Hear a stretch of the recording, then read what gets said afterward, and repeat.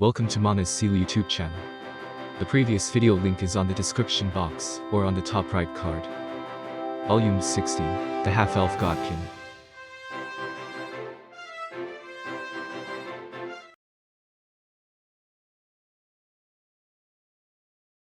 Boers could sell it however cheap they wanted to, but that's not the case for Ainz. In fact, he should sell it at as high of a price as possible here. The issue was that this village didn't have anything he wanted. No, there could be something Ainz just didn't know about yet. Frankly speaking, runecraft hasn't brought any good results yet, and there is not much demand for it either. But it's too hasty to come to a conclusion yet, even though it's an unprofitable department. I have to take the long-term view on it, say, about 100 years. That said, I don't think a village like this with a lot of druids would need it. With such a disclaimer, Ainz took out a metal stick from his pocket. He was already prepared to present it like this, so there was no hesitation in his actions. This thing lights a short flame at its tip. It's more for use as a fire starter, instead of a light source, because the flame will disappear if it leaves your hand. As he did not hear a negative response like "What, that's it?" Ainz felt a bit relieved.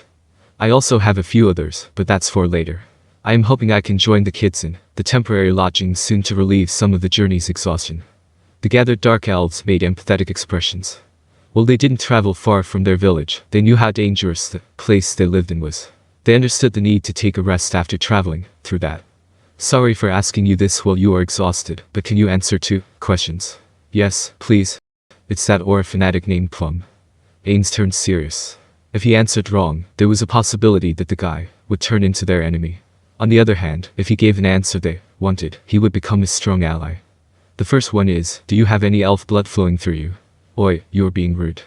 Master of the Hunt tried to stop him, but Ainz waved his hand slightly, expressing that he didn't mind it. It's fine. No one has said that to me before, but does that look to be the case? Ah, no, don't mind it then. It just felt like that. Is that so? Sharp. Incredibly sharp. Ainz was currently using the face of some elf he saw in the royal capital, with only the skin color changed to match the dark elves. Ainz thought it was perfect, and even Mare didn't find any problem with it, but for genuine dark elves his face probably looked uncanny, enough to sense it just from the area around his eyes. I've never heard of anything like that from my parents, but if you feel that way, maybe some of my ancestors married elves in the distant past, and the other question is, Fearsome is extremely talented as a ranger, but are you the same? So he would attach Sama to the niece's name even when he was talking with her uncle. Feeling a strange sense of admiration at his staunchness, Ainz wondered whether he should ask why he was attaching Sama to his niece's name, or was it better to not broach that topic? He couldn't decide which was the correct option, but he should answer his question first. No, I do not have talent as a ranger like that child, but I am confident in my ability as a first-class wizard. Wizard? Yes, wizard. Plum's eyes darted around. Ah, he looks like someone who doesn't know what a wizard is. Is that even possible? No, a wizard is someone who acquires and uses magic through learning. In a place like this without an education system, it's unlikely someone like that could appear, right? Well, then maybe it's reasonable that they don't know. He didn't really know the exact reason behind this lack of knowledge, but if it was as he had expected, then he just had to make the other party understand. I mean, an arcane-type magic caster. Arcane. I see. That's awesome. As expected of Fearsome's uncle. He felt like he could hear the guy thinking, well, I don't really understand, but it sounds awesome, so let's praise him anyway. But that's fine. He was used to getting fanatically praised for everything in Nazareth, so much so that such an obviously blunt way of getting praise was rather refreshing. Ah, seems like my explanation was not good enough. Wizard is a job that uses magic like druids. Ooh, I see. Then you can create food too. Eh? Ah, no, sorry. There are also wizards like that. I heard, but unfortunately, I can't do that. To be specific, I am more proficient in magic that eliminates enemies. He remembered hearing that domestic magic could create condiments and spices, but wondered if it could also do high-quality foodstuffs. Even if they thought of him as incompetent because he couldn't do that, he wouldn't mind it. He knew himself to be mediocre, so if the other party thought him as incompetent, then it would just be a reflection of his own thoughts. Rather, he would even feel happy if that was how they saw him. But he couldn't let himself be thought of as incompetent while he was acting as Or's uncle. Ainz was currently standing in for Bukubiku Chigama after all. Enemies. I see, then you can hunt, right? I understand. As expected of Fearsome's relatives. This guy was supposed to be a genuine hunter, so what the hell was he talking about, Ainz wondered. Taking down external threats was probably a part of a hunter's duty in this village, but that would not be the only one.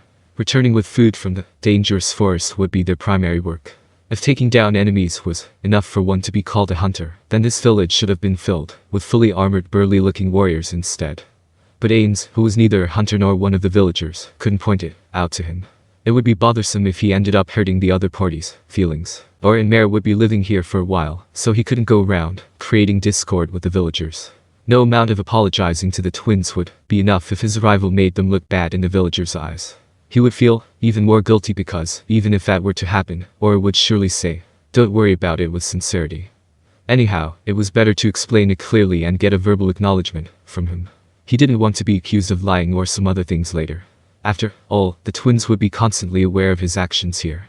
The circle of Nazarik's most intelligent people would probably conclude with the Sasuga.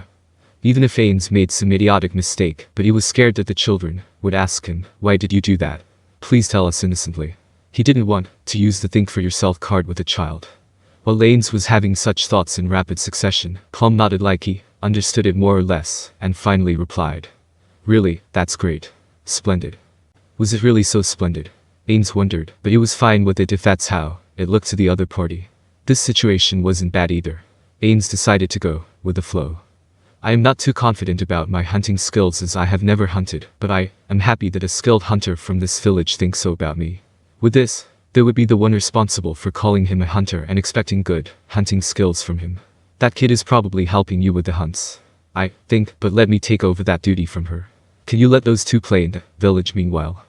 Plum made an expression like he just heard something preposterous. Ainz didn't think he had said anything particularly strange and tried to recollect his words, but he couldn't find anything wrong with them. "I came here hoping to let those city kids experience life in a dark elf village. So I want them to experience something they can't in the city, right? Like the games the children in this village play, if possible." "I see. So life in the city is a lot different from the village, huh?" The master of the hunt nodded in understanding. Ainz was unsure what city life looked like in the master of the hunt's mind, but he was not responsible for the other party's own misunderstandings. He might have lied a little, but he was not exactly wrong either. He could make any number of excuses even if he was solicited about it later. "Can I ask a question as well?" The one who spoke was a man who looked like a ranger, standing on the walkway.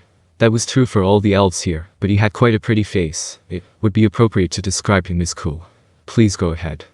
Ainz was not happy about this, and didn't want to get questioned at all if possible, but he couldn't say that to his face. The elf hesitated a bit before asking his question. "Does Fiora Dono have a fiancé?" "Fiora?" Ainz nearly exclaimed before suppressing himself. The question came out of nowhere. After he became flustered at why the hell would this man ask such a weird question, Ainz observed the people around him. Like him, they were also surprised. Seems like he is acting on his own. That aside, why is he even interested in Aura's fiancé? He wants to know if there's someone in the city we came from. Phew. There's nothing to think about. There can only be one reason for his interest. Ainz felt confident that he understood the intention behind the question. In fact, there could be no other reason behind it. He wants to have Aura's bloodline in this village. I am sure I saw a few boys among the children. Ainz glanced at the children for just a moment. There were many boys just as he had expected. Does he have a son among them? It's really hard to know a dark elf sage from their appearance, isn't it? But the thought of their marriage never crossed my mind till now. Well, isn't it fine if there's someone who Aura likes? I'll need to make sure that person is decent first though, as Bikubikuchigama's stand-in. Oops, going on the tangents again. I will have to decide if I will lie here or tell the truth. But he didn't even need to think about it. Telling him the truth wouldn't hurt them at all. Instead, they would have to follow with lie after lie if he lied here. No, there's no one like that right now. Is that so? The man looked a little relieved. Is he the type who interferes too much in their children's choice of a partner? This is bad. I came here to make friends for the twins. It would be bothersome if this guy pushed his son front and center, while making it hard for the other children to approach the twins. I have to figure out more about this. By the way, can I ask for your name? The guy immediately put forward a crisp appearance.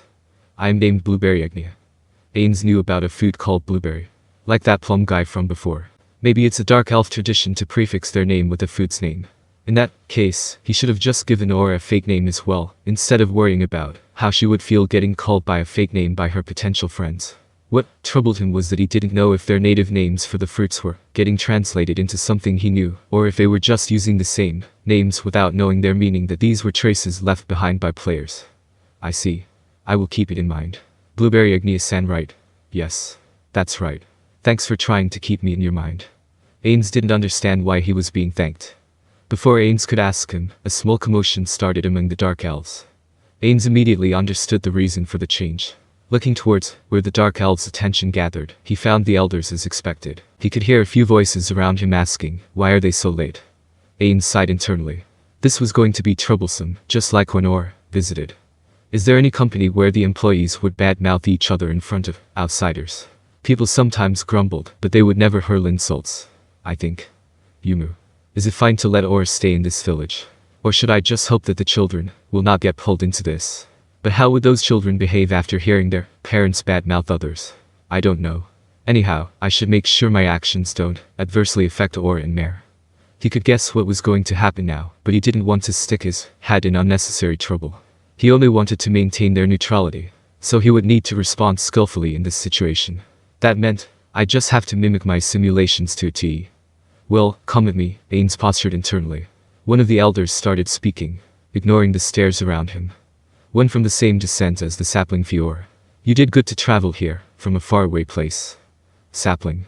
Just as I thought. Ainz grinned mentally. It was the Dark Elf way of speaking.